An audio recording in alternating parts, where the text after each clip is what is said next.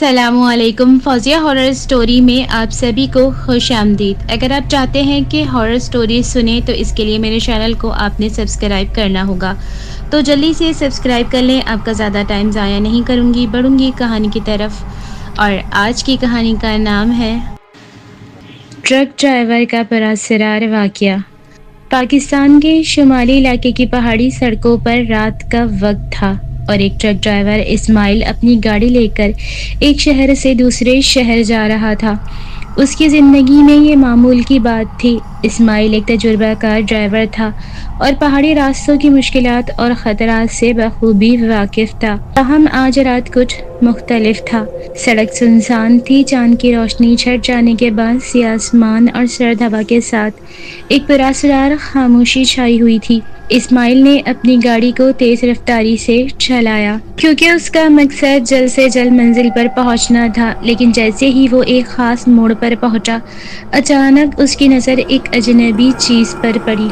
اس کے سامنے ایک ہلکی سی روشنی نظر آ رہی تھی، وہ بہت دور سے آ رہی تھی، جیسے کوئی گاڑی آ رہی ہو۔ اس نے اپنی گاڑی کی رفتار سست کی اور آگے بڑھتے ہوئے اس روشنی کے بارے میں سوچنے لگا۔ وہ ہلکا ہلکا سا خوف محسوس کرنے لگا کیونکہ وہ سڑک کی تنہائی میں اس روشنی کو دیکھ کر یہ بھی سوچ رہا تھا کہ یہاں کوئی اور گاڑی کیوں نظر نہیں آتی۔ جیسے ہی اسماعیل اس روشنی کے قریب پہنچا، وہ اچانک غائب ہو گئی۔ اسماعیل نے گاڑی روکی اور گرد و نواح کا جائزہ لیا۔ کوئی بھی نہیں تھا، نہ گاڑی نہ کوئی اور انسان، بس وہ سڑک اور اندھیرا۔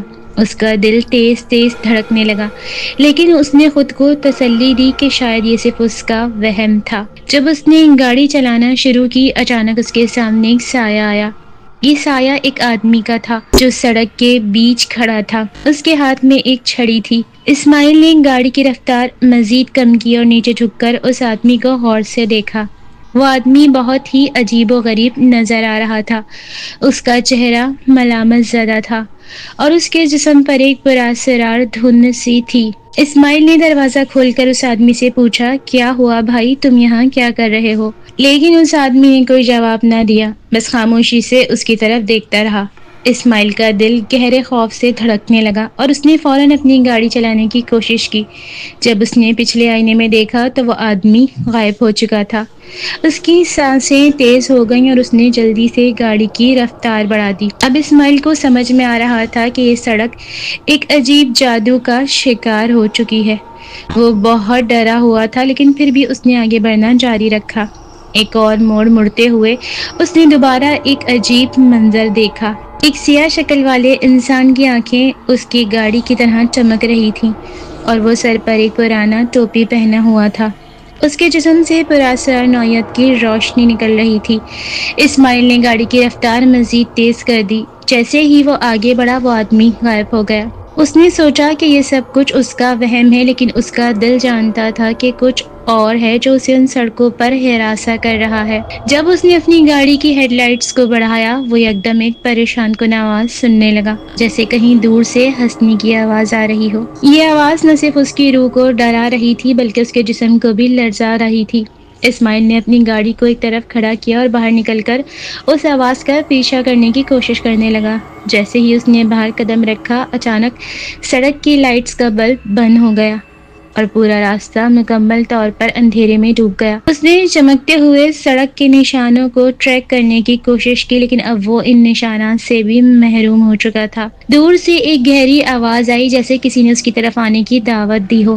اسماعیل نے خوف سے دروازہ بند کیا اور دوبارہ گاڑی میں بیٹھ کر دروازے کو مضبوطی سے لاک کیا۔ اس کی نظر آئینے میں تھی اور اس کا دل تیز تیز دھڑک رہا تھا۔ وہ آئینے سے پیچھے گاڑی میں بار بار دیکھ رہا تھا۔ گاڑی چلاتے ہوئے اسماعیل نے ایک دم ایک سڑک کے کنارے کھڑا ایک شخص دیکھا۔ یہ شخص بے حد دبلا پتلا تھا اور اس کی آنکھوں سے خون کے قطرے گر رہے تھے۔ اسماعیل نے گاڑی کی رفتار بڑھا اور اس شخص سے آگے بھاگنے کی کوشش کی، لیکن اس کے ہوتے ہوئے وہ شخص اچانک گاڑی کے سامنے آ گیا۔ اسماعیل نے زور سے بریک لگائے اور گاڑی روکی، لیکن وہ شخص غائب ہو چکا تھا۔ اس کے دل کی دھڑکن بہت تیز ہو چکی تھی اور اس نے فوراً گاڑی کی رفتار بڑھائی۔ رات کی خاموشی میں وہ سڑک کو چھوڑ کر اپنی منزل کی طرف بڑھ رہا تھا، مگر اس کے ذہن میں ایک سوال تھا، کیا یہ تمام پراسرار واقعات سچ تھے یا پھر وہ صرف تھکاوٹ اور خوف کا نتیجہ تھے؟ جب وہ اپنی منزل پر پہنچا، اس نے فوراً گاڑی روکی اور دروازہ کھولا۔ وہ باہر نکلا اور ایک گہری سانس لی۔ اس نے نظر اٹھا کر آسمان کی طرف دیکھا اور اپنی زندگی میں پہلی بار یہ محسوس کیا کہ وہ ایک ایسی جگہ پر تھا جہاں کچھ انکہی کہانیاں موجود تھیں جو کسی کے دماغ پر بھی برے اثرات چھوڑ سکتی تھیں۔ اس رات کے بعد اسماعیل نے کبھی بھی ان سڑکوں پر رات کو سفر کرنے کی ہمت نہیں کی۔ وہ جانتا تھا کہ ان سڑکوں پر کچھ ایسا تھا جو کبھی نہیں سمجھا جا سکتا تھا، اور اس نے فیصلہ کیا کہ وہ اپنی زندگی میں کبھی ان سڑکوں کی طرف واپس نہیں جائے گا۔